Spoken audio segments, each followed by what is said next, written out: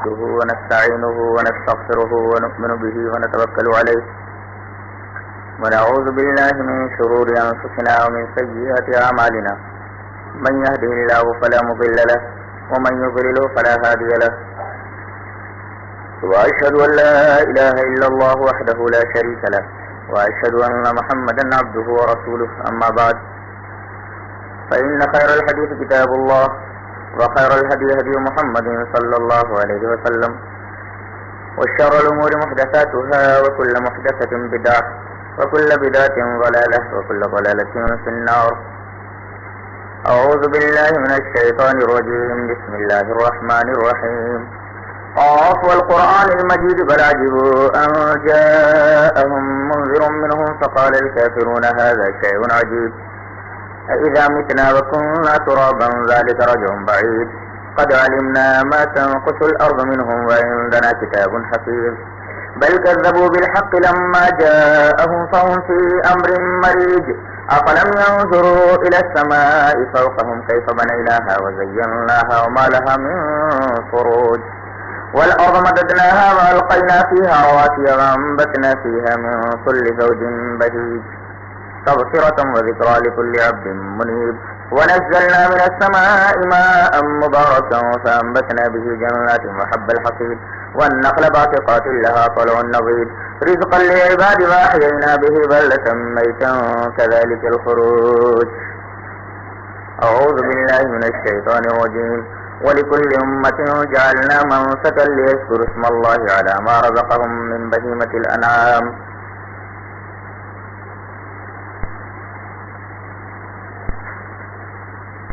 ہم اور آپ ماہ ذی الحج کے پہلے عشرے سے گزر رہے ہیں.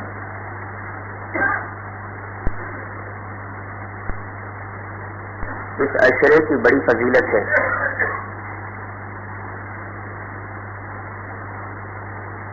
قرآن حکیم میں سورہ فجر کے اندر اللہ تبارک و تعالی یوں ارشاد فرماتا ہے والفجر وليال عشر والشفع والوتر واللیل اذا یسر کہ قسم ہے فجر کی اور قسم ہے 10 راتوں کی اور قسم ہے جفت اور طاق کی اور قسم ہے رات کی جب وہ چلے.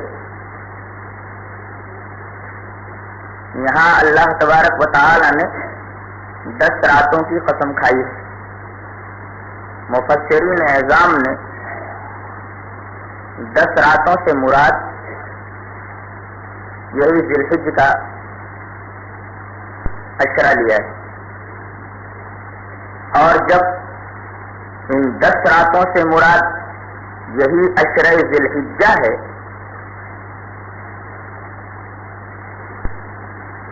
تو ان 10 دنوں کی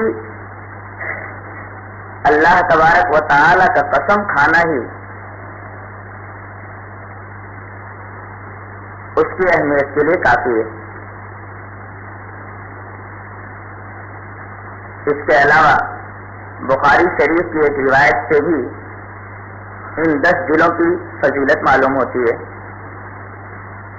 روایت اس طرح ہے وعن عبد الله بن عباس رضی اللہ تعالی عنہما قال قال رسول الله صلى الله عليه وسلم ما من أيام العمل الصالح فيهن أحب إلى الله من هذه الأيام يعني أيام العشر. قالوا يا رسول الله ولا الجهاد في سبيل الله؟ قال ولا الجهاد في سبيل الله إلا رجل خرج بنفسه وماله فلم يرجع من ذلك بشيء. رواه البخاری. حضرت عبداللہ ابن عباس رضی اللہ تعالیٰ عنہما فرماتے ہیں کہ نبی پاک صلی اللہ علیہ وسلم نے ارشاد فرمایا کہ جتنے بھی دن ہیں سال کے ان تمام دنوں میں نیک اعمال کرنا اللہ تبارک و تعالی کو اتنا محبوب نہیں ہے جتنا کہ ان 10 دنوں میں یعنی ذی الحج کے 10 دنوں کے اندر اعمال صالحہ کرنا اسے محبوب ہے۔ صحابہ کرام نے پوچھا کہ اللہ کے رسول، کیا جہاد فی سبیل اللہ بھی عشرہ ذی الحجہ کے اندر کیے گئے عمل سے زیادہ محبوب نہیں؟ تو آپ صلی اللہ علیہ وسلم نے ارشاد فرمایا، ہاں جہاد فی سبیل اللہ بھی اللہ تبارک و تعالیٰ کے نزدیک اتنا محبوب نہیں ہے جتنا کہ عشرہ ذی الحجہ کے اندر کیے گئے اعمال صالحہ۔ ہاں اس مجاہد کا عمل اللہ کے نزدیک زیادہ محبوب ہوگا عشرہ ذی الحجہ کے اندر کیے گئے اعمال صالحہ سے، جو مجاہد اپنی جان اور اپنا مال لے کر کے اعداء اللہ سے لڑنے کے لیے نکلا، اللہ کے دشمنوں سے لڑنے کے لیے نکلا اور کسی چیز کے ساتھ واپس نہیں آیا، یعنی اللہ کے راستے میں مال بھی قربان کر دیا، گھوڑا بھی اللہ تبارک و تعالیٰ کے راستے میں قربان کر دیا اور جان بھی اسی کی تھی اسی کے راستے میں قربان کر دی۔ بقیہ کوئی عمل اللہ تبارک و تعالیٰ کو اتنا محبوب نہیں جتنا کہ عشرہ ذی الحجہ کے اندر کیے گئے اعمال صالحہ۔ اس سے معلوم ہوا کہ ان 10 دنوں کے اندر کیے گئے چھوٹے چھوٹے نیک اعمال اور دنوں کے اندر کیے گئے بڑے بڑے اعمال صالحہ سے زیادہ اللہ تبارک و تعالیٰ کے ہاں محبوب ہے۔ اب ان 10 دنوں کے اندر ہمیں زیادہ سے زیادہ صدقہ و خیرات کرنا ہے، زیادہ سے زیادہ نمازیں پڑھنی ہیں، زیادہ سے زیادہ اور اعمال صالحہ کرنی ہے۔ اسپیشلی بطور خاص ان 10 دنوں کے اندر ہمیں تسبیحات، تحمیدات اور تکبیرات کا اہتمام کرنا ہے۔ اس کا ثبوت طبرانی کی ایک روایت سے ہے جس پر علامہ البانی نے صحت کا حکم لگایا ہے۔ روایت اس طرح ہے، وعن عبداللہ بن عباس رضی اللہ تعالی عنہما قال قال رسول اللہ صلی اللہ علیہ وسلم ما من ایام اعظم عند اللہ ولا احب الى اللہ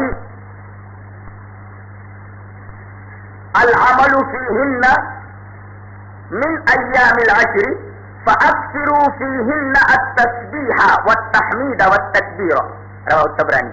یہ روایت طبرانی میں انہی لفظوں کے ساتھ ایسے ہی موجود ہے۔ حضرت عبداللہ ابن عباس رضی اللہ تعالیٰ عنہما فرماتے ہیں کہ نبی پاک صلی اللہ علیہ وسلم نے ارشاد فرمایا کہ اللہ کے نزدیک کوئی دن اتنا عظیم نہیں اور اتنا محبوب نہیں جتنا کہ یہ 10 دن، ان کے اندر اعمال صالحہ کرنا اللہ کو بہت زیادہ محبوب ہے بالمقابل دوسرے ایام کے۔ تو اس کے اندر تمہیں بطور خاص کیا کرنا ہے؟ دیگر اعمال صالحہ تو کرنے ہی، اسپیشلی کیا کرنا ہے؟ کثرت سے تحمید کرنا ہے، تسبیح کرنا ہے۔ فَأَكْثِرُوا فِيهِنَّ التَّسْبِيحَ، کثرت سے تسبیح کرو، والتحمید، کثرت سے تحمید کرو، اللہ کے حمد بیان کرو، اور کثرت سے تکبیر کرو، اللہ تبارک و تعالیٰ کی بڑائی بیان کرو۔ 2 کلمات ایسے ہیں کہ اگر آدمی ان کو پڑھتا رہے تو اس میں تسبیح بھی آ جاتی ہے، تحمید بھی آ جاتی ہے اور تکبیر بھی آ جاتی ہے۔ ایک تو وہ جسے ہم تیسرا کلمہ کہتے ہیں، حالانکہ کلمہ تو ایک ہی ہے نا، لا الہ الا اللہ محمد الرسول اللہ، لیکن مکتب میں ہم لوگوں کو پڑھاتے وقت مولوی صاحب کہتے تھے کہ یہ تیسرا کلمہ ہے، اور تیسرا کلمہ تمجید، اس طرح بتاتے تھے، سبحان اللہ والحمد للہ۔ اب دیکھیں اس میں تسبیح بھی ہے اور تحمید بھی ہے، سبحان اللہ والحمد للہ ولا الہ الا اللہ واللہ اکبر، اس کے اندر تکبیر بھی آ گئی، ولا حول ولا قوت الا باللہ۔ یہ پڑھیے آپ، یا تو وہ تکبیر پڑھیے جو آپ عیدین کے اندر پڑھتے ہیں، اللہ اکبر لا الہ الا اللہ واللہ اکبر وللہ الحمد، یہ پڑھیے۔ تو ان 10 دنوں کے اندر ہمیں خصوصی طور پر تسبیحات زیادہ سے زیادہ کرنی ہے، تحمیدات زیادہ سے زیادہ کرنی، تکبیرات زیادہ سے زیادہ کرنی۔ اس حدیث سے یہ بھی معلوم ہوا کہ بعض لوگوں نے جو یہ کہا کہ تکبیرات کی ابتدا عرفہ کی صبح سے ہے یا یوم النحر کی صبح سے، بالکل غلط کہا انہوں نے۔ تکبیرات کی ابتدا اسی وقت سے ہونی چاہیے جس وقت ماہ ذی قعدہ رخصت ہو جائے اور ماہ ذی الحجہ لگ جائے۔ اور اس روایت کی تائید امام بخاری رحمۃ اللہ علیہ کی ایک پیش کردہ روایت سے ہوتی ہے. حضرت امام بخاری رحمۃ اللہ علیہ فرماتے ہیں کہ حضرت ابو ہریرہ رضی اللہ تعالیٰ عنہ اور حضرت ابن عمر رضی اللہ تعالیٰ عنہ یہ دونوں کے دونوں صحابی ان 10 دنوں کے اندر جب بازار جاتے تو زور زور سے تکبیر پڑھتے اور ان کی تکبیر کی آوازیں سن کر کے دوسرے لوگ بھی تکبیر پڑھتے رہتے تھے ان 10 دنوں میں. یہ الفاظ ہے بخاری کے. تو بخاری شریف کی یہ روایت بھی طبرانی کی اس روایت کی تائید کرتی ہے. لہذا واضح طور پر ہمارے سامنے یہ بات آئی کہ تکبیرات کے لیے اولن تو کسی زمان کی قید نہیں, دوسرے کسی مکان کی بھی قید نہیں. پورے عشرے ذی الحجہ کے اندر ہمیں تکبیرات کہنی ہے. اور دوسرے اس بات کا بھی خیال رکھنا ہے کہ کوئی مخصوص جگہ متعین نہ کر لی جائے. مخصوص جگہ متعین کرنا بھی صحیح نہیں ہے. جیسے عام طور پر حنفیہ کے یہاں دیکھا جاتا ہے کہ دوسرے مقامات پر وہ تکبیر نہیں کہتے, لیکن جیسے ہی نماز ختم ہوتی ہے 3 بار تکبیرات پڑھ لیتے ہیں, کام ختم. تو نماز کے بعد اسے مخصوص کر لینا یہ بھی صحیح نہیں ہے. بلکہ اسکول کے اندر ہو تو وہاں بھی تکبیرات پڑھتا رہے, اپنی دکان کے اندر ہو تکبیرات پڑھتا رہے, بازار کے اندر جائے تو وہاں زور سے تکبیر پڑھ, تاکہ مسلمان سنیں تو اس کی آواز میں آواز ملا کر کے وہ بھی تکبیرات کہیں. تو زیادہ سے زیادہ اس عشرے کے اندر تسبیحات, تحمیدات اور تکبیرات کا اہتمام کرنا چاہیے. انہی 10 دنوں کے اندر ایک دن تو اللہ تبارک و تعالیٰ کو اتنا زیادہ محبوب ہے جسے ہم عرفہ کا دن کہتے ہیں.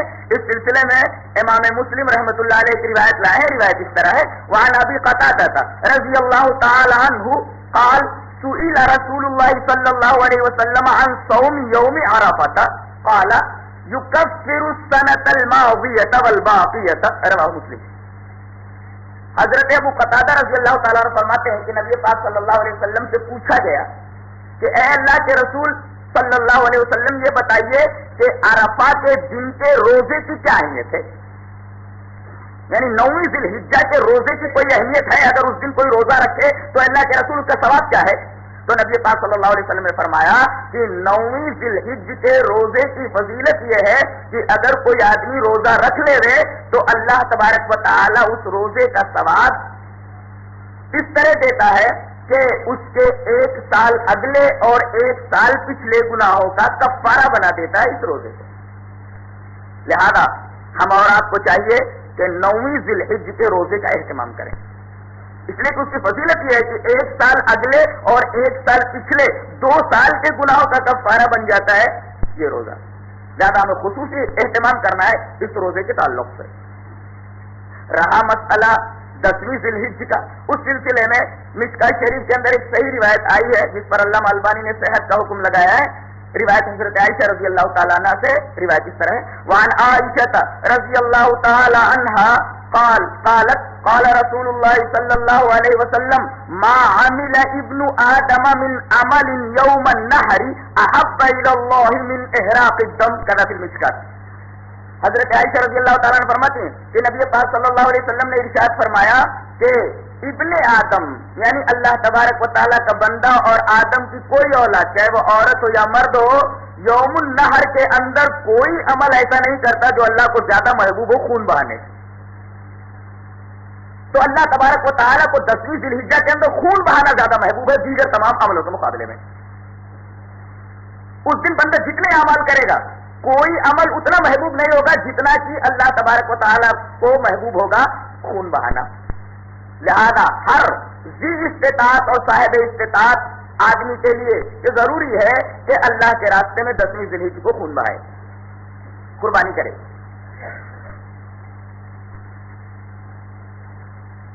اور نبی پاک صلی اللہ علیہ وسلم کی 23 سالہ زندگی آپ دیکھیے, 13 سال تو آپ مکہ میں رہے, اس کے بعد آپ کو 10 سال مدینہ میں ملے.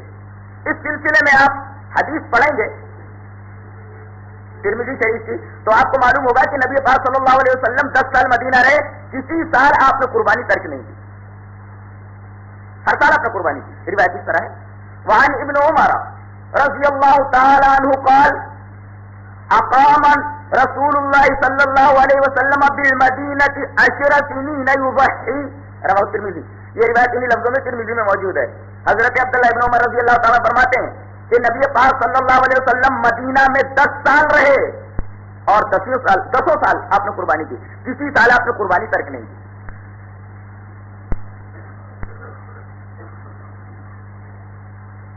ایک روایت اور اس کی فضیلت بلکہ وجوب پر دلیل ہے، روایت حضرت ابو ہریرہ رضی اللہ تعالیٰ عنہ سے، اور یہ روایت الترغیب والترہیب للمنذری میں ہے. علامہ عبدالعزیز منذری اپنی حدیث کی کتاب الترغیب والترہیب کے اندر لائے اور علامہ البانی نے اس کی بھی تعریف کی ہے ترغیب والترہیب کی، اور اس حدیث پر صحت کا حکم لگایا ہے. روایت اس طرح ہے وعن ابی ہریرہ رضی اللہ تعالیٰ عنہ قال قال رسول اللہ صلی اللہ علیہ وسلم من وجد ساعة لأن يضحي فلم يضحي فلا يحضر مصلانا. ترغیب و ترہیب. حضرت ابو ہریرہ رضی اللہ تعالیٰ عنہ فرماتے ہیں کہ نبی پاک صلی اللہ علیہ وسلم نے ارشاد فرمایا کہ جس آدمی کو اللہ نے استطاعت دی، اس کے پاس وسعت ہے. وسعت کا کیا مطلب ہے؟ تھوڑا بہت قرض تو ہر ایک آدمی لیے رہتا ہے اور تھوڑا بہت قرض تو ہر آدمی دوسرے کو دیے رہتا ہے. عذر و معذرت یہ کی جاتی ہے کہ بھئی ہم مقروض ہیں تو کیا ہمارے اوپر بھی قربانی ہے؟ ارے اللہ کے بندے، دیگر کاموں کے لیے تو قرض لینے سے جھجک محسوس نہیں کرتا، کوئی ہیزیٹیشن نہیں ہوتا، یہاں تک کہ جہیز کے معاملے میں تو زکات تک لے لینے کے لیے تیار رہتا ہے، ریڈی رہتا ہے، زکات تک لے لیتا ہے جہیز دینے کے لیے. تو دوسرے کاموں کے لیے تو قرض لینے میں اور زکات لینے میں ذرہ برابر ہچک محسوس نہیں کرتا. یہ سنت ابراہیمی ایسی رہ گئی ہے اور سنت رسول پاک صلی اللہ علیہ وسلم ہی اتنی کم وقت اور بے وقت ہے کہ اس کے لیے تھوڑا قرض نہ لے لیا جائے جس قرض کی ادائیگی ممکن ہو. لہذا یہ عذر لنگ ہے. اگر کوئی آدمی وسعت رکھتے ہوئے قربانی نہ کرے، من وجد ساعة لأن يضحي، قربانی کرنے کی طاقت رکھتا ہے، استطاعت رکھتا ہے، فلم يضحي، قربانی نہیں کیا اس نے، فلا يحضر مصلانا، نبی پاک صلی اللہ علیہ وسلم نے فرمایا وہ ہماری عیدگاہ کے قریب نہ آئے. اس لیے کہ عیدگاہ میں جو نماز ہوتی ہے وہ کون سی نماز ہے؟ سنت مؤکدہ.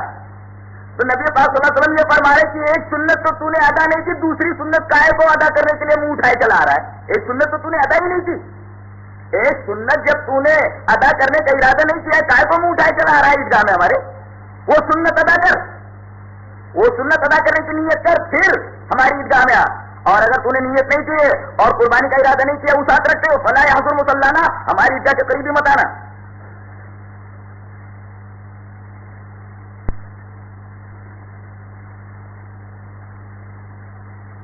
قربانی کے جانور کے تعلق سے ایک بات ذہن نشین کر لیں کہ گائے وغیرہ کے اندر تو 7 حصے ہیں، اونٹ وغیرہ کے اندر 10 ہیں. اگر کوئی آدمی اپنے گھر کی طرف سے ایک جانور کرنا چاہے، چاہے وہ بکری ہی کیوں نہ ہو، تو یہ پورے گھر بھر کے لیے کافی ہوگی. دعا میں یہ پڑھے اللہم تقبل منی ومن اہل بیتی، میری طرف سے اسے قبول فرما اور میرے گھر والوں کی طرف سے اسے قبول فرما. اس لیے کہ ترمذی شریف کے اندر اور ابن ماجہ میں ایک روایت آتی ہے حضرت عطا ابن یسار سے. روایت اس طرح ہے وعن عطا ابن یسار رضی اللہ تعالی عنہ قال سألت ابا ایوب الانصاری رضی اللہ تعالی عنہ کیف کانت الضحایا فیکم علی عہد رسول اللہ صلی اللہ علیہ وسلم قال کان الرجل یضحی بالشاة عنہ وعن اہل بیتہ، رواه ترمذی و ابن ماجہ. یہ روایت ان لفظوں میں ترمذی اور ابن ماجہ شریف میں موجود ہے حضرت عطا ابن یسار سے. حضرت عطا ابن یسار فرماتے ہیں کہ میں حضرت ابو ایوب انصاری میزبان رسول رضی اللہ تعالی عنہ کیا پہنچا اور میں نے ان سے پوچھا کہ اے میزبان رسول، صحابی رسول، ایک مسئلہ معلوم کرنا ہے. کہا کہ پوچھو. کہا کہ تمہارے زمانے میں، یہ میرا خیال ہے حضرت عطا ابن یسار تابعی فرماتے ہیں کہ میں نے پوچھا کہ نبی پاک صلی اللہ علیہ وسلم کے زمانے میں تمہارے درمیان قربانیاں کیسی ہوتی تھی، تم کس طرح قربانی کرتے تھے؟ تو حضرت ابو ایوب انصاری رضی اللہ تعالیٰ فرمایا کہ کان الرجل یضحی بالشاة عنہ، ایک آدمی ایک بکری لاتا تھا اپنی طرف سے اور اپنے گھر والوں کی طرف سے اسے قربان کر دیتا تھا.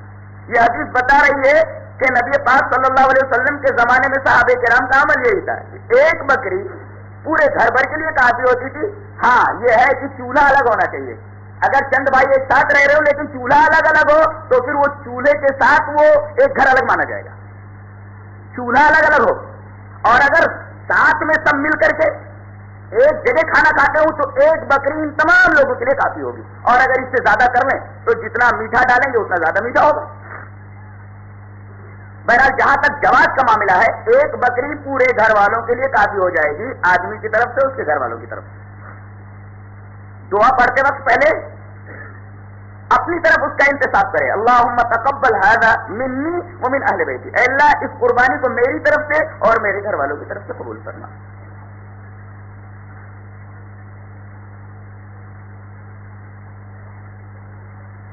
قربانی کے اندر اشتراک نہیں ہو سکتا عقیقے کا اور قربانی کا۔ حنفیہ کیا ہے دیکھا جاتا ہے کہ 7ویں دن تو عقیقہ نہیں کرتے، حالانکہ صحیح یہی ہے اور پرفیکٹ حدیث 7ویں دن کی ملتی ہے، رہی 14 والی اور 21ویں دن والی روایت تو یہ روایتیں دونوں کی دونوں صحیح نہیں ہے۔ روایت جو مضبوط ہے اور صحیح ہے وہ 7ویں دن ہی کے عقیقے کے بارے میں بتاتی ہے۔ 7ویں دن عقیقہ نہیں کرتے، بچہ جب بڑا ہو جاتا ہے، جوان ہو جاتا ہے، یہاں تک کہ لوگ اپنی اپنی قربانیاں کرتے ہیں بڑھاپے کے عالم میں، جب بوڑھے ہو جاتے ہیں تب اپنی قربانی کرتے ہیں۔ اس طرح کہ ایک گائے لائی جاتی ہے یا ایک بیل لایا جاتا ہے، یہ سمجھتے کہ ان کے اندر 7 حصہ ہے، اس میں 5-6 بچے جن کی طرف سے عقیقہ نہیں ہوا ہے ان کی طرف سے ایک ایک حصہ بالمقابل ایک ایک بکرے کے مان کر کے ایک ذبح کر دی جاتی ہے۔ قربانی بھی ہو گئی اور عقیقہ بھی ہو گیا۔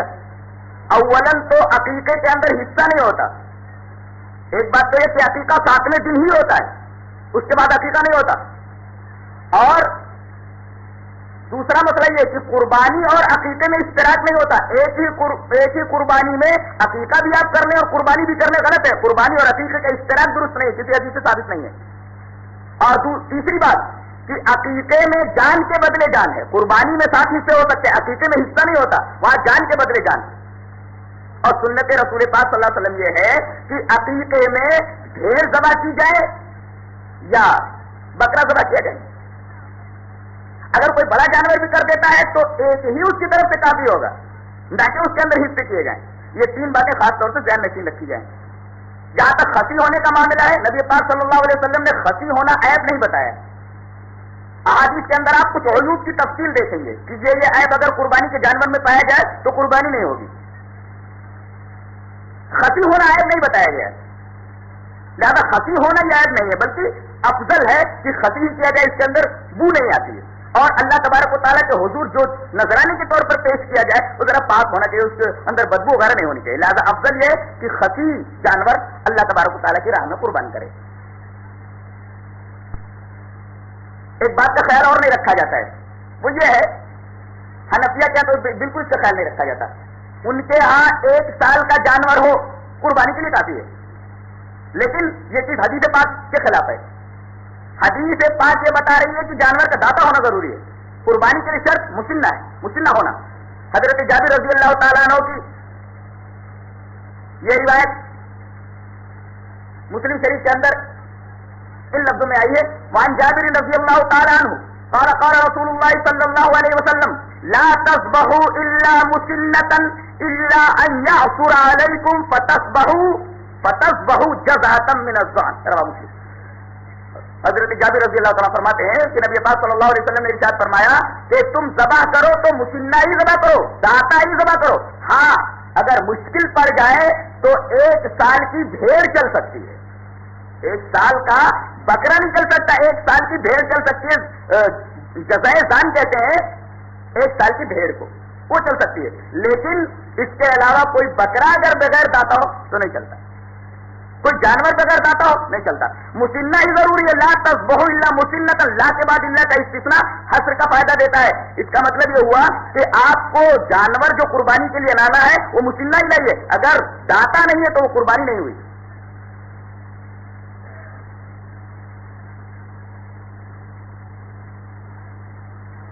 ان باتوں کو ذہن نشین کرنے کے بعد اب ہم آپ کو یہ بتا دیں کہ یہ قربانی ہے کیا، یہ قربانی ہے کیا۔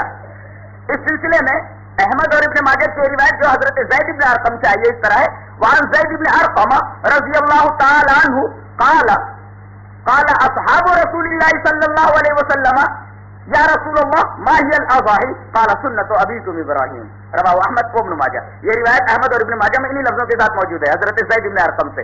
حضرت زید بن ارقم فرماتے ہیں کہ صحابی نبی پاک صلی اللہ علیہ وسلم کے صحابہ نے نبی پاک صلی اللہ علیہ وسلم سے سوال کیا کہ اللہ کے رسول یہ قربانی ہے کیا؟ یا رسول اللہ ما ہی الاضاحی، یہ قربانی ہے کیا؟ تو نبی پاک صلی اللہ علیہ وسلم نے فرمایا سنت ابیکم ابراہیم، یہ تمہارے باپ ابراہیم کی سنت ہے۔ ہمارے باپ کیسے ہوئے حضرت ابراہیم؟ کبھی آپ نے سوچا ابراہیم علیہ السلام ہمارے باپ کیسے ہوئے؟ یہاں باپ سے مراد روحانی باپ، اور نبی پاک صلی اللہ علیہ وسلم کا جہاں تک معاملہ ہے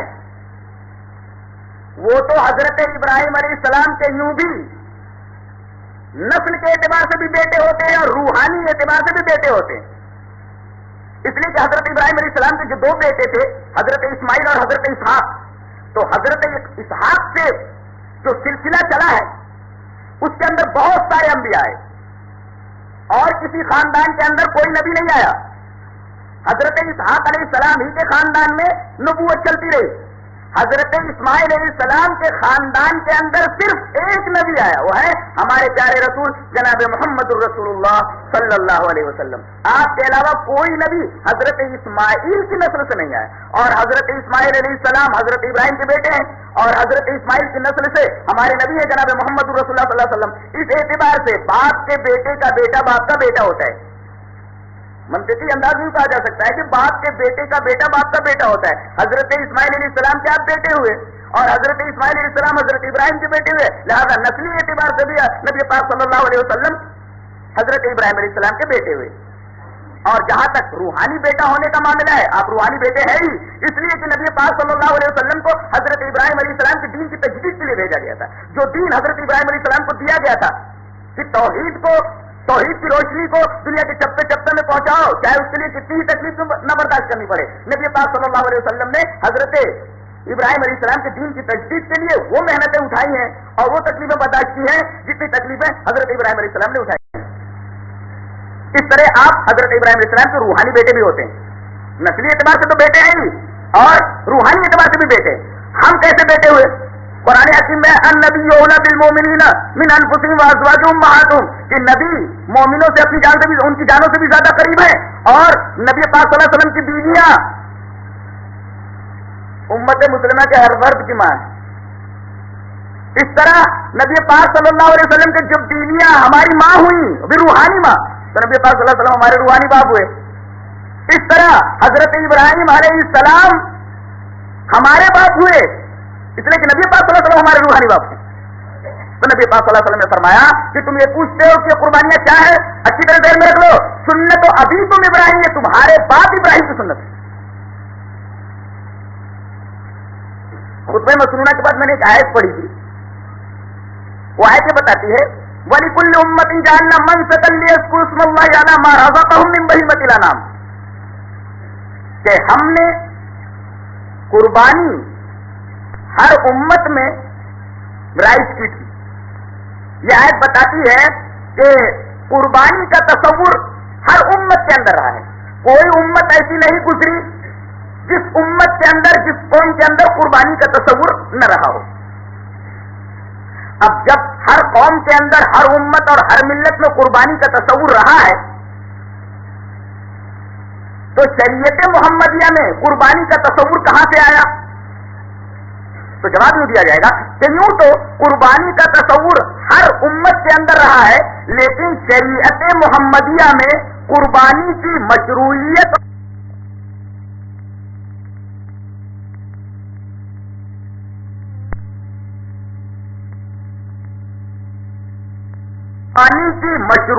اور مسنونیت یہ حضرت ابراہیم علیہ السلام کے اس عمل اور سنت کی وجہ سے ہے کہ انہوں نے اپنے نفس جگر کو اللہ تبارک و تعالیٰ کے حضور قربانی کے لیے پیش کر دیا تاکہ اللہ آپ سے راضی ہو جائے، اور دنیائے انسانیت کے سامنے ایک عجیب و غریب مثال پیش کی، اور اللہ کو حضرت ابراہیم علیہ السلام کی یہ ادا اتنی پسند آئی کہ اسے شریعت محمدیہ کا ایک اسلامی شعار قرار دے دیا۔ تو شریعت محمدیہ میں قربانی کی مشروعیت اور مسنونیت جو آئی ہے وہ حضرت ابراہیم علیہ السلام کے فعل سے آئی ہے، اس عمل مقدس کی وجہ سے آئی ہے جو انہوں نے اللہ کے حضور اپنے بیٹے کو قربان کر دینے کے ارادے سے اللہ کی رضا چاہی تھی۔ اور حضرت ابراہیم علیہ السلام اور جناب محمد الرسول اللہ صلی اللہ علیہ وسلم، ان دونوں نبیوں کا ایک دوسرے سے بڑا گہرا ربط ہے، اور یہ ربط برابر ہمیں یاد رکھنے کے لیے کہا جاتا ہے، تعلیم دی جاتی ہے کہ یہ ربط برابر یاد رکھو۔ کوئی نماز ایسی خالی نہیں ہے جس کے اندر آدمی درود شریف میں پڑھتا ہو، اور وہ درود تو ہم درود ابراہیمی کے نام سے جانتے ہیں۔ دیکھیے جہاں پر یہ کہا گیا کہ اے اللہ رحمت نازل فرما محمد صلی اللہ علیہ وسلم پر اور محمد کی آل پر صلی اللہ علیہ وسلم، ویسے یہ بھی کہا گیا کہ جیسا کہ تو نے رحمت نازل فرمائی تھی ابراہیم پر ابراہیم کی آل پر۔ یہ درود شریف خود بتا رہا ہے کہ حضرت ابراہیم میں اور جناب محمد رسول اللہ صلی اللہ علیہ وسلم میں گہرا ربط ہے، اور اس ربط کو الگ نہیں کیا جا سکتا، یہ ایک اٹوٹ بندھن ہے، ایک اٹوٹ رشتہ ہے، اور یہ درود شریف ہمیں اس رشتے کو برابر یاد دلاتا رہتا ہے کہ نبی پاک صلی اللہ علیہ وسلم میں اور حضرت ابراہیم علیہ السلام میں گہرا رشتہ ہے۔ ایک رشتہ تو باپ اور بیٹے کا ہے، لیکن نسل کے اعتبار سے آپ بیٹے ہی ہوتے ہیں حضرت ابراہیم علیہ السلام سے، آپ کی ضروریت میں سے، اور دوسرے نبی پاک صلی اللہ علیہ وسلم دعائے خلیل ہیں، دعائے خلیل ہیں۔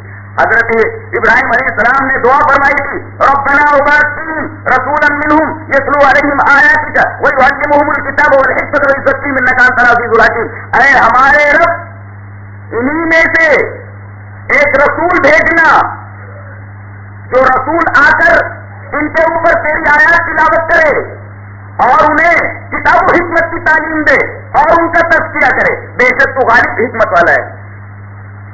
حضرت ابراہیم علیہ السلام نے دعا فرمائی تھی مکہ والوں کے لیے، جب اپنی ضروریت کو وہاں بتایا تو دعا کرنے کے بعد آپ واپس ہوئے، اور دعا یہی تھی کہ اللہ ہی میں سے ایک رسول بھیجنا، اور جانتے ہیں مکہ کے اندر جناب محمد رسول اللہ صلی اللہ علیہ وسلم کے علاوہ کوئی نبی اس ضروریت کے اندر نہیں آیا۔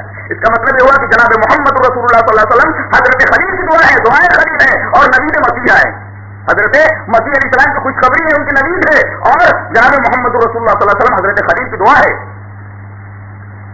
اس طرح گہرا ربط ہو جاتا ہے۔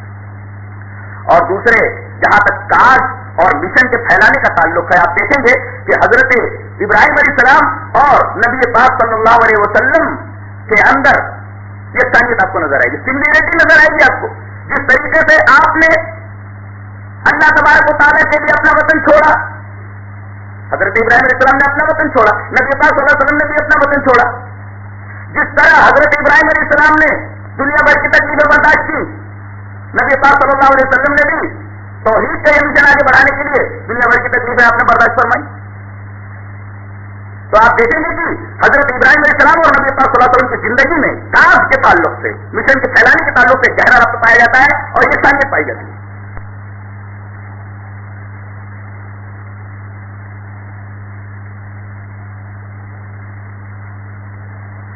تو جہاں تک اس قربانی کا تعلق ہے، ساری کی ساری کریڈٹ اللہ تبارک و تعالیٰ کے خلیل حضرت ابراہیم علیہ السلام کے حق میں جاتی ہے، اس لیے کہ نبی پاک صلی اللہ علیہ وسلم نے جو مشروع فرمایا ہے یہ اقتدا میں فرمایا حضرت ابراہیم علیہ السلام کو، تو ساری کریڈٹ تو حضرت ابراہیم علیہ السلام کے حق میں گئی۔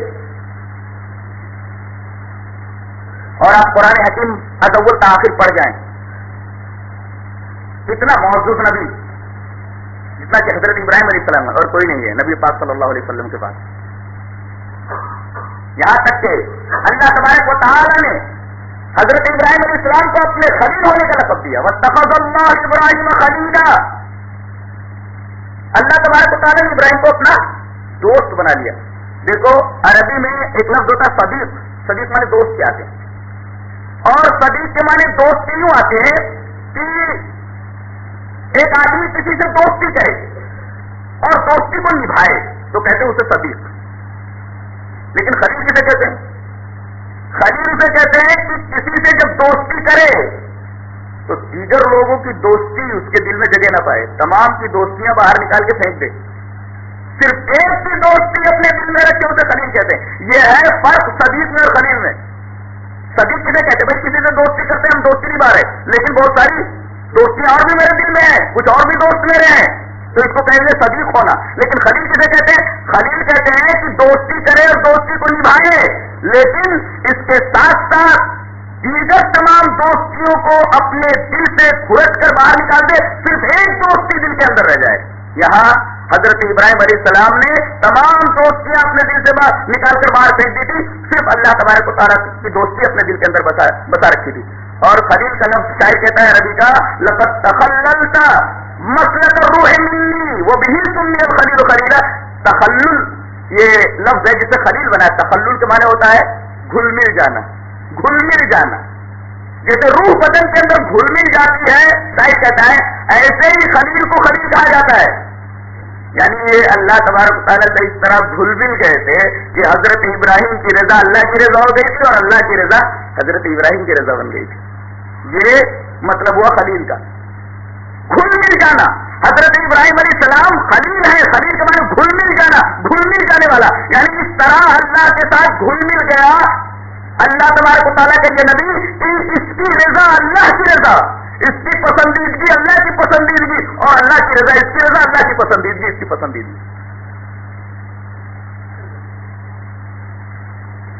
نیز قرآن حکیم میں آپ غور کریں تو آپ ایک عجیب بات دیکھیں گے. کیا کہ نبی پاک صلی اللہ علیہ وسلم کی بہت ساری صفتیں بیان کی گئی، اس کے بعد جس کی سب سے زیادہ صفتیں بیان کی گئی ہیں وہ حضرت ابراہیم علیہ السلام. میں نے ٹوٹل کیا ہے تو حضرت ابراہیم علیہ السلام کی 23 صفتیں اللہ نے بیان فرمائی قرآن حکیم میں. 23 صفتیں. کتنی صفتیں اور کسی نبی کے لیے بیان کی گئی ہیں؟ نبی پاک صلی اللہ علیہ وسلم کی صفتیں سب سے زیادہ بیان کی گئی. اس کے بعد نمبر جناب خلیل کا ہے. 23 صفتیں اللہ نے بیان فرمائی ہیں اور یہ بتایا ہے کہ خلیل یہ میرا نبی کیسے بنا. 22 صفتیں پیدا کی ہے تب خلیل بنا ہے.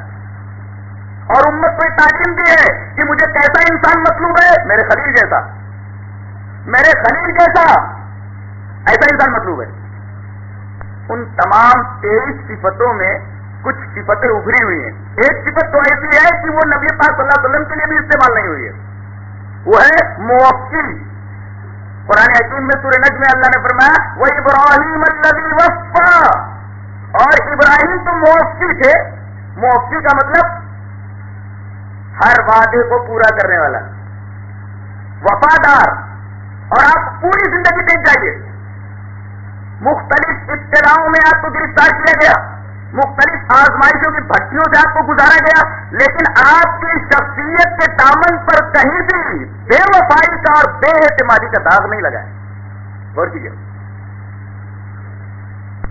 ایسے موقف مختلف ابتلاؤں سے گزارا گیا، مختلف امتحانات سے گزارا گیا، مختلف آزمائشوں کی بھٹیوں سے آپ کو گزارا گیا، لیکن ہر ابتلا سے سرخرو ہو کر نکلے اور آپ کی شخصیت کے دامن پر کہیں بھی اللہ سے بے اعتمادی اور اللہ سے بے وفائی کا داغ نہیں لگا. اللہ خود فرماتا ہے اپنے خلیل کے بارے میں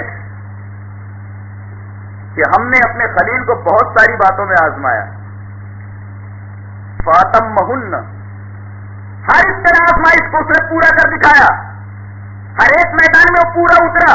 اس کے بعد ہم نے کہا قال انی جاعلک للناس اماما، اے میرے خلیل میں تجھے دنیا کا امام بنانے والا ہوں. بہت سارے لوگ کہتے ہیں نا حکومت الہیہ، حکومت الہیہ کا قیام. یہ حکومت الہیہ کا قیام کب ہوگا معلوم ہوگا؟ امامت کب ملے گی دنیا کی؟ یہ قرآن حکیم بتا رہا ہے. شاید اس طرف نظر نہیں دی ان حضرات کی. یہ میرے خلیل میں تمہیں دنیا کا امام بنانے والا ہوں. کب یہ کہا؟ جب ابتلاءات اور آزمائشوں کی بھٹیوں سے آپ کو گزار کر کے اللہ تبارک تعالیٰ نے دیکھ لیا اور حضرت ابراہیم کی شخصیت کا دامن بے وفائی کے داغ سے دبے دار نہیں ہوا، تب اللہ نے کہا کہ میں تجھے امام بنانے والا ہوں. ایسے نعرے لگاتے رہو، کچھ حاصل ہونے والا نہیں ہے. پہلے وفادار بنو اللہ کے، اعتماد کرنا سیکھو اللہ تبارک و تعالیٰ پر، توکل کرنا سیکھو، توحید مضبوط کرو، اور اس کے بعد اللہ تبارک و تعالیٰ کو خود یہ سرٹیفکیٹ دے دے گا. حضرت ابراہیم علیہ السلام نے امام بننے کی کوشش کی، امام بننے کی درخواست کی. اللہ تبارک و تعالیٰ نے خود جب امتحانات میں آپ کو آزما لیا، اس کے بعد خود یہ سرٹیفکیٹ دے دیا کہ ہم نے دیکھ لیا تو امام بننے کے لائق ہے، لہٰذا ہم تجھے دنیا کا امام بناتے ہیں. पहले इमाम बनने के लायक तो बनो। हुकूमत इलाहिया दे दी जाए, संभालने की ताकत ही ना हो, कंधे वैसे मजबूत ना हो तो संभाल सकोगे? उस लायक बनाओ अपने आप को। अल्लाह तबारक तआला खुद तोहफे में दे देगा दुनिया को। क़ाल इन्नी जाइलुका लिन्नासि इमामा, ये कब कहा? जब अल्लाह ने फरमा दिया कि हमने अपने खलील को मुख्तलिफ इम्तिहानों से गुजारा, इम्तिहानात से गुजरो, उसके बाद इमामत का मुस्तहिक अपने आप को पाओगे। तो ये सिफत किसी और नबी के लिए इस्तेमाल नहीं हुई है, ये हजरत खलील की सिफत है खाली। मुवक्की, हर मैदान के अंदर वफादारी का सबूत देने वाला, हर आजमाइश के अंदर वफादारी का सबूत देने वाला, उसकी शख्सियत का दामन बेवफाई और बेएतमादी के दाग से दागदार हुआ ही नहीं। ये खुसूसी सिफत है हजरत इब्राहिम अलैहिस्सलाम की, ये उभरी हुई सिफत है। और दूसरी एक उभरी हुई सिफत हजरत इब्राहिम अलैहिस्सलाम की मैं देखता हूं, वो है साहिब हुज्जत होना। इस तरफ निगाह नहीं किसी। मैंने बहुत गौर से कुरान हकीम का मुताला किया तो मुझे मालूम ये हुआ कि हजरत इब्राहिम अलैहिस्सलाम की जो सबसे ज्यादा उभरी हुई सिफत है वो साहिब हुज्जत होना है। साहिब हुज्जत का क्या मतलब हुआ? दलील वाला। हुज्जत मींस दलील जमा हुज्जत, साहिब हुज्जत यानी दलील वाला। और अल्लाह ने खुद फरमाया ये हुज्जत हमने खुद दी थी इब्राहिम को। अल्लाह फरमाता है वतिल्का हुज्जतुना आतैनाहा इब्राहीम अला कौमिही नरफउ दरजातिन मन नशा, ये हमारी हुज्जत है जो हमने इब्राहिम को दी थी। वतिल्का हुज्जतुना, ये हमारी हुज्जत थी, आतैनाहा इब्राहीम को हमने इब्राहिम को दिया, अला कौमी उनके कौम के मुकाबले में, और दरजात हम चाहे जिसका बुलंद करते हैं। हुज्जत कैसी दी थी अल्लाह ने? कुरान हकीम पर जब मैंने गौर किया तो तबीयत भड़क उठी। वो ये कि जब भी आप कौम के सामने खड़े होते थे या कौम के पास से गुजरते थे तौहीद जरूर रखते थे। इसका मतलब ये कि आपकी दावतो तबलीग का नुक्ते आगाज भी तौहीद, नुक्ते वसत भी तौहीद और नुक्ते इख्तिताम भी तौहीद। पूरी जिंदगी आपकी तौहीद का मुरक्का थी। जब भी आप मौका देखते बस तौहीद तौहीद। और ये नौजवानों की जिम्मेदारी है, दाइयान की जिम्मेदारी है कि सबसे पहले तौहीद को फैलाने में ज्यादा से ज्यादा मेहनत करें। इसके लिए हर मुमकिन तरीका इख्तियार करें, हर जायज तरीका इख्तियार करें। तो साहिब हुज्जत थे हजरत इब्राहिम, जब भी कहीं गुजरते तो तौहीद का सबक देते। और जानते हैं तौहीद किस अंदाज में पेश करते थे? दाइयान के लिए लम्हे फिक्रिया है ये मकाम कि हजरत इब्राहिम अलैहिस्सलाम तौहीद का सबक देते। और जानते हैं तौहीद इस अंदाज में पेश करते कि साथ साथ में शिर्क की तरतीब भी हो जाती और दलील इतनी मजबूत होती थी कि सामने वाला बगले झांकने लगता था। अपने बाप से और अपनी कौम से कह रहे वइज़ क़ाल इब्राहीम लिअबीही आज़रा तत्तखिज़ु अस्नामन आलिहा इन्नी अराका व क़ौमका फ़ी ज़लालिम मुबीन। अपने बाप आज़र से कह रहे हैं हजरत इब्राहिम अलैहिस्सलाम कि तुम लोगों ने बहुत सारे माबूदों को, ये बहुत सारे बुतों को अपना माबूद बना लिया है अल्लाह को छोड़ करके। इन्नी अराका व क़ौमका फ़ी ज़लालिम मुबीन, मेरे बाप मैं तुझे और तेरी कौम को खुली गुमराही में देख रहा हूं। जरा गौर कीजिए, इन्नी अराका व क़ौमका फ़ी ज़लालिम मुबीन, तुझे और तेरी कौम को मैं खुली हुई गुमराही में देख रहा हूं। क्या मतलब? एक तो इशारा इस बात की तरफ है खुली हुई गुमराही, एक तो ये मिट्टी के तराशे हुए बुत, पत्थरों से तराशे हुए बुत, और दूसरे इसके सारे इन्नी अराका व क़ौमका फ़ी ज़लालिम मुबीन में ये तारीफ है कि एक तो ये मिट्टी के बनाए हुए तुम अपने हाथों से तराशते हो और ये पत्थर से तराशे हुए बुत, और दूसरे इतने सारे जहां देखो कहा यही नजर आ रहे। इन्नी अराका व क़ौमका फ़ी ज़लालिम मुबीन, मैं तुम्हें और तुम्हारी कौम को खुली हुई गुमराही में देख रहा हूं। ये तारीफ थी। उसके बाद एक जगह तौहीद का सबक दे रहे हैं, फरमा रहे अताबुदून मा तनहितून, अरे तुम ऐसी चीजों की इबादत करते हो जिनको अपने हाथों से तराशते हो। देखो तौहीद की दावत है दलील के साथ, यानी जिसको अपने हाथों से तराशा जाए उसकी पूजा नहीं होती। अपने हाथों से आदमी नहलाता है मुर्दे को, मुर्दे को नहलाने के बाद अपने कांधे पर रखकर उसे शहर खामोशा ले जाता है, अपने हाथों से कब्र खोदता है, अपने हाथों से कब्र में उसे उतारता है, अपने हाथों से मिट्टी बराबर करता है, पानी छिड़क करके वहां से वापस हो जाता है, देखता है कि ये किसी काम का नहीं है, कुछ नहीं कर सकता ये। और जैसे कब्र पुख्ता हो गई जनाब अली लगे दूसरों की बिगड़ी बना ली। क्या हमाकत है ये? کیا حماقت ہے یہ؟ اپنے ہاتھوں سے کر رہے ہو، اپنے ہاتھوں سے سب کچھ کر رہے ہو اور انہی سے لوگ لگائے ہوئے ہو۔ حضرت ابراہیم علیہ السلام فرما رہے اتعبدون ما تنحتون، جن کو تم تراشتے انہی کی عبادت کرتے ہو۔ دیکھو توحید کی دعوت بھی اور دلیل کے ساتھ ہے۔ ما تنحتون دلیل ہے غیروں کی عبادت نہ کرنے کی۔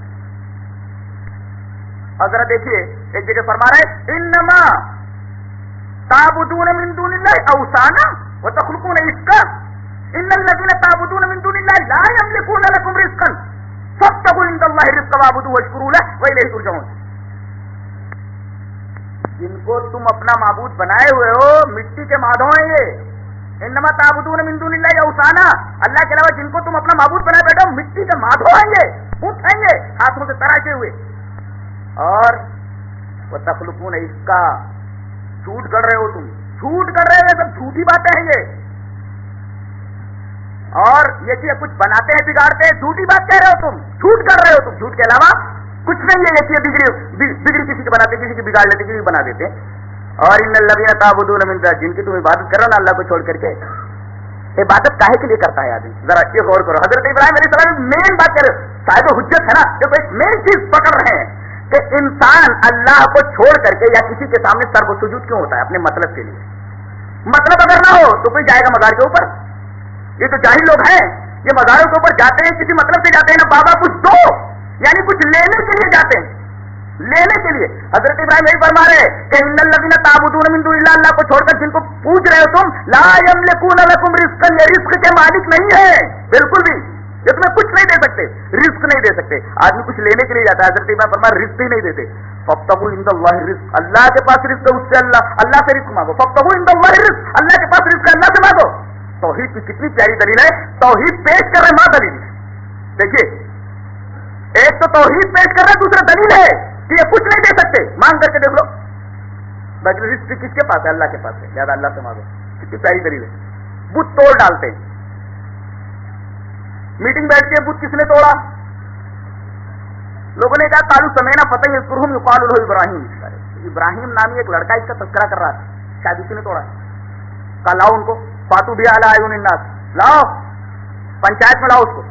لائے گئے، قالوا انہوں نے پوچھا اانت فعلت هذا بآلهتنا یا ابراہیم، اے ابراہیم ہمارے معبودوں کے ساتھ تو نے ایسا کیا ہے؟ اب دیکھو صاحب حجت ہے نا، بڑی عجیب بات کہہ رہے تھے۔ قال بل فعلہ کبیرہم، ان کے بڑے نے کیا ہے۔ کیا بات؟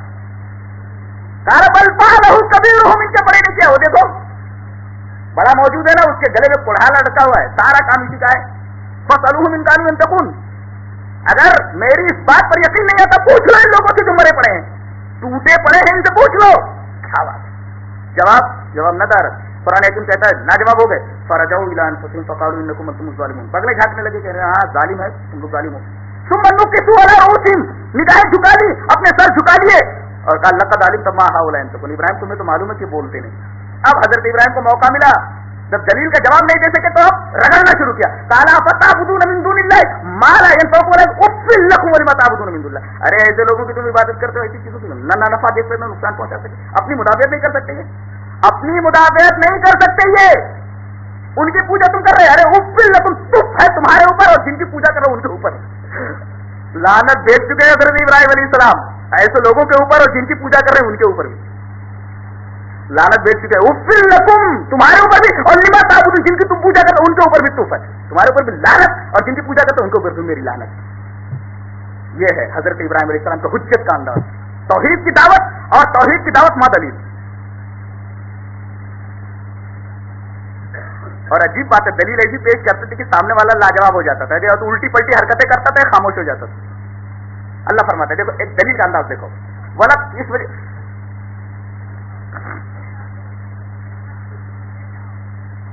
حضرت ابراہیم علیہ السلام کی زندگی کا یہ پہلو، یعنی صاحب حجت ہونا، اور یہ صفت واضح طور سے اس وجہ سے بیان کر رہا ہوں، اس لیے کہ قدم قدم پر ایک داعی حق کو اس کی ضرورت ہے۔ وَلَقَدْ آتَيْنَا إِبْرَاهِيمَ رُشْدَهُ مِنْ قَبْلُ وَكُنَّا بِهِ عَالِمِينَ إِذْ قَالَ لِأَبِيهِ وَقَوْمِهِ مَا هَٰذِهِ التَّمَاثِيلُ الَّتِي أَنتُمْ لَهَا عَاكِفُونَ قَالُوا وَجَدْنَا آبَاءَنَا لَهَا عَابِدِينَ قَالَ لَقَدْ كُنتُمْ أَنتُمْ وَآبَاؤُكُمْ فِي ضَلَالٍ مُّبِينٍ، خاموشی۔ قَالُوا أَجِئْتَنَا بِالْحَقِّ أَمْ أَنتَ مِنَ الْلَاعِبِينَ، یہ جواب ہے۔ حضرت ابراہیم علیہ السلام کو ہم نے رشد عطا کیا تھا۔ ایک دفعہ وہ اپنے باپ کے پاس سے گزرے اور اپنی قوم کے پاس سے، وہ بتوں کے اوپر بیٹھے ہوئے تھے، مجاور بنے بیٹھے تھے وہاں۔ فرمایا ما هذه التماثيل التي انتم لها عاكفون، इस शिर्क की क्या दलील है? ये जो स्टेचू तुमने बना रखे हैं और इनके ऊपर मुजावर बने बैठे हो, क्या है सब? क्या दलील है इसकी? कालू वजदना आबाना लहा आबिदीन, हमने अपने आबा वजात को इनकी इबादत करते हुए देखा, बस आबा वजात कर रहे थे, हम कर रहे हैं। हजरत इब्राहिम अलैहिस्सलाम तौहीद की बात पेश करने के बाद सामने वाले ने जो जवाब दिया, क्योंकि जवाब बोगस था, आप फरमा रहे बाप दादा की दलील ला रहे, काले लक़द कुंतुम अंतुम व आबाउकुम फी ज़लालिम मुबीन, फर्ज करो कि तुम्हारे आबा वजात गुमराह रहे हूं तो क्या दलील है? सामने सन्नाटा है, इसलिए कि उनके पास क्या दलील कि हमारे आबा वजात गुमराह नहीं थे? दलील लाओ। दलील इतनी मुश्किल है कि सामने वाला खामोश है, सिर्फ इतना कह रहा है, उल्टी पल्टी बात है। कालू अजीतना बिलहक, मतलब हक सुना रहा है या तमाशा कर रहा है? इसलिए दलील ही हजरत इब्राहिम से कह रहे हैं, अब जब लाजवाब हो गए तो क्या बोले? अजीतना बिलहक मतलब हक ला रहा है, हक पेश कर रहा है, खेल कर रहा है। अब बताइए, ये खेल कर रहे हैं, जवाब है ही नहीं तुम्हारे पास, अब हजरत इब्राहिम अलैहिस्सलाम के ऊपर टॉन्ट कर रहे हो कि तू हक ला रहा है या खेल कर रहा है? कालू अजीतना बिलहक मतलब, ये है हजरत इब्राहिम अलैहिस्सलाम के हुज्जत का अंदाज। एक हुज्जत का अंदाज और देखो, उसके अंदर एक पता ये भी चलता है कि अगर कोई दलील पेश की गई तौहीद के ऊपर और सामने वाला दानिस्ता या नादानिस्ता उस दलील को अवॉइड करता है या वो दलील को समझ नहीं सका, तो ऐसा करना चाहिए कि वो दलील छोड़ देना चाहिए, दूसरी दलील पेश करनी चाहिए।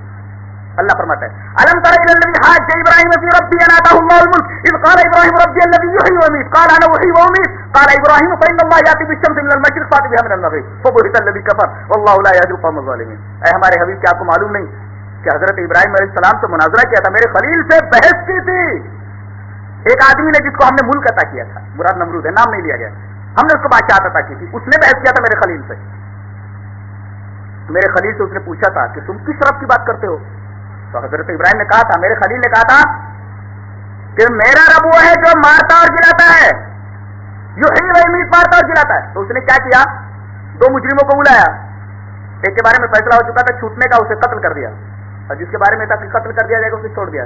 काल अना वही वो उम्मीद, मैं भी तो मारता और जिलाता हूं। देखो हजरत इब्राहिम अलैहिस्सलाम ने समझ लिया कि या तो दानिस्ता या नादानिस्ता इस दलील को वो ठुकरा रहा है, वो अवॉइड कर रहा है, या ये दलील समझ नहीं सका है। चाहते तो बता देते कि मेरा मतलब ये नहीं था मारने और जिलाने का, अब मैं एक आदमी को मारता हूं तू जिला, ये मतलब है मारने और जिलाने का, ये नहीं जैसे कि तूने किया। दलील बोगस थी उसकी, लेकिन हजरत इब्राहिम ने इसरार नहीं किया उस दलील के ऊपर कि दलील सही है गलत है, बस दूसरी दलील की तरफ मुंतकिल हुए। कहा काला इब्राहिम फ़इन्न अल्लाह याती बिश्शम्सि मिनल मशरिक़ फ़अति बिहा मिनल मग़रिब, मेरा रब मशरिक़ से सूरज को निकालता है मगरिब में ले जाता है, अब तू ऐसा कर मगरिब से निकाल करके मशरिक़ में ले जा। फ़बुहिता अल्लज़ी कफ़र, काफिर मबहूत हो गया, ये है दलील। अच्छा आप ये कह सकते हैं कि अगर नमरूद ये कह देता कि मैं मगरिब से मशरिक़ से मैं ही निकालता हूं और मगरिब में डुबोता हूं, तू अपने खुदा से कह कि मगरिब से निकाले और मशरिक़ में डुबोए, ऐसा क्यों नहीं कहा? मबहूत हो गया, वो समझ गया था ये जो बोल रहा है सच्चा आदमी है, नबी है। अगर मैंने कह दिया कि मैं निकालता हूं मशरिक़ से और मगरिब में डुबोता हूं, तू अपने रब से बोल कि मगरिब से निकाल करके मशरिक़ में ले जाए, तो अभी ये दुआ करेगा, अभी यहीं से कानून बदल जाएगा। इसलिए कि हमने देखा है कानून बदलते हुए, क्या आग में डाला था आग गुले गुलजार हो गई है, ये देख चुके हैं मंजर हम, एक मंजर तो दिखाई दे ही दिया है। और नबी अगर दुआ कर बैठा तो मगरिब से सूरज निकलेगा, सारी किरकिर हो जाएगी, सारी माबूदियत धरी रह जाएगी, लिहाजा इज्जत बचा लो, यही खामोश हो जाओ, अभी गनीमत है।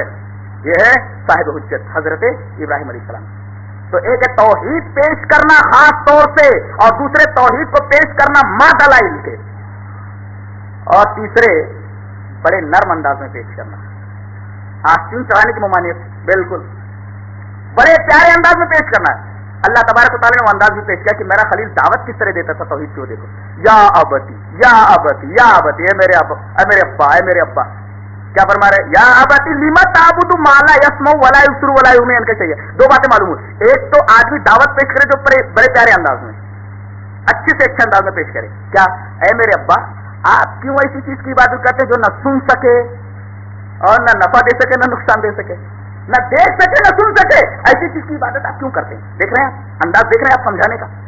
या अबती, है मेरे बाप, लिमा ताबुदु मा ला यस्मउ वला युबसिरु वला युगनी अन्का शैय्या, ऐसी चीज की इबादत क्यों करते हो मेरे अब्बा जान कि जो तुम्हें जो कोई नफा नहीं दे सकता, ला युगनी अन्का शैय्या, और न तो सुन सकता है न देख सकता। ये दावत का अंदाज।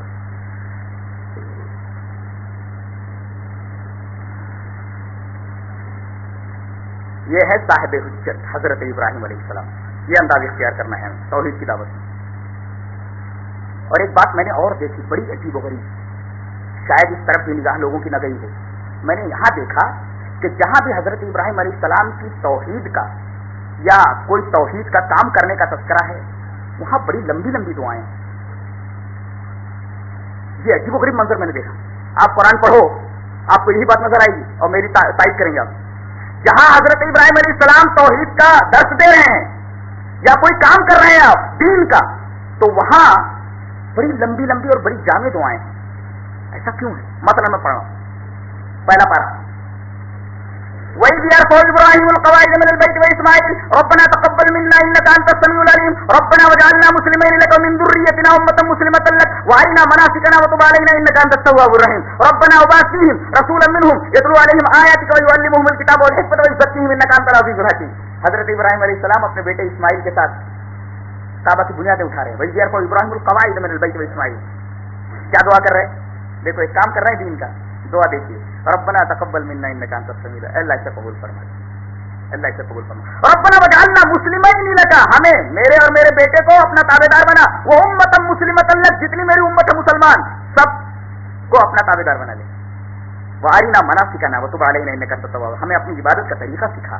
وتب علینا، ہماری توبہ قبول فرما. انک انت التواب الرحیم، بے شک تو توبہ کو قبول کرنے والا بہت رحم والا ہے.